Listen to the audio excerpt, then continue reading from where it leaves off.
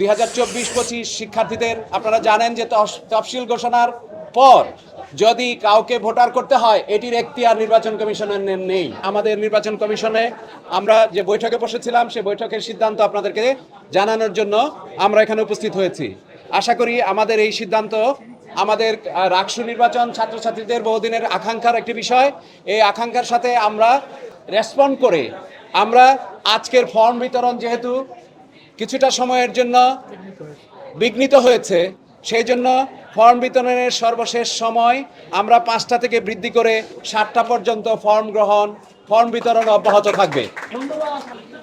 আপনারা জানেন রাজশাহী বিশ্ববিদ্যালয়ের রাকসু নির্বাচনের কথা ওঠার পর থেকে বিগত 6 মাস যাবৎ বিভিন্ন অংশীজনের সাথে বসে আমরা রাষ্ট্র নির্বাচনের একটি তফসিল ঘোষণা করেছিলাম, যেটি 2025 সনের 28শে জুলাই সকল অংশীজনের অভিপ্রায় অনুযায়ী আমরা এটি প্রকাশ করেছিলাম। তারপর আমরা দীর্ঘদিনের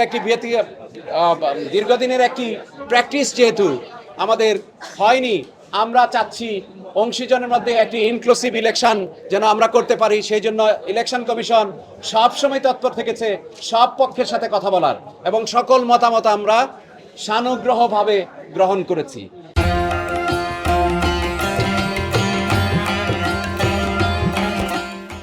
এবং তারই অংশ হিসেবে আজকে যে পরিস্থিতি তৈরি হয়েছে 2024 এবং 2025 সনের শিক্ষার্থীদেরকে ভোটার করা হবে কিনা তাদের বিষয়ে আজকে একটি অনাকাঙ্ক্ষিত পরিস্থিতি তৈরি হয়েছে, যেটি আমরা কখনোই আশা করি না। আমরা এখানে শিক্ষক, আমরা দায়িত্ব পালন করতে এসেছি। ছাত্রছাত্রীদের নিজস্ব একটি সংসদ গঠিত হবে, যেটি ছাত্রছাত্রীদের সিদ্ধান্ত নেবে কি করে এটি গঠিত হবে এবং এটি চলমান থাকবে আগামী দিনে।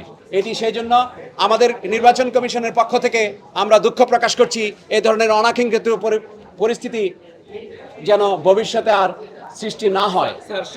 বিষয় আমরা আমাদের এই যে আলোচনা 2024-25 শিক্ষার্থীদের আপনারা জানেন যে তফসিল ঘোষণার পর যদি কাউকে ভোটার করতে হয় এটির এখতিয়ার নির্বাচন কমিশনের নেই। আমরা এই বিষয়ে প্রশাসনের সাথে কথা বলবো এবং আপনাদের সাথে এখান থেকে আমরা ভাইস চ্যান্সেলরের কাছে সময় নিয়েছি। আমরা অনুরোধ করব কোনো পন্থায় যদি প্রশাসন আমাদেরকে বলে তাহলে আমরা 2024-25-এর শিক্ষার্থীদের বিষয়টা নিয়ে কথা বলবো এবং সে অনুযায়ী আপনাদেরকে জানাবো। অফিসিয়াল কাজে ঢাকায় আছেন, ইউজিসিতে একটি প্রজেক্টের কাজে তিনি গিয়েছেন। তার পক্ষ থেকেই আমাকে ভারপ্রাপ্ত প্রধান নির্বাচন কমিশনার 2 দিন দায়িত্ব পালন করতে হচ্ছে। আমরা যেটি মনে করি শিক্ষার্থীদের রাকসু শিক্ষার্থীরা সিদ্ধান্ত নেবে যে এই তফসিল থাকবে কি থাকবে না। আমরা যে কোনোভাবে তফসিলকে প্রতিপালন করার অঙ্গীকার করছি। এখানে শিক্ষার্থীদের সহযোগিতা চাই, সকল পক্ষের সহযোগিতা চাই।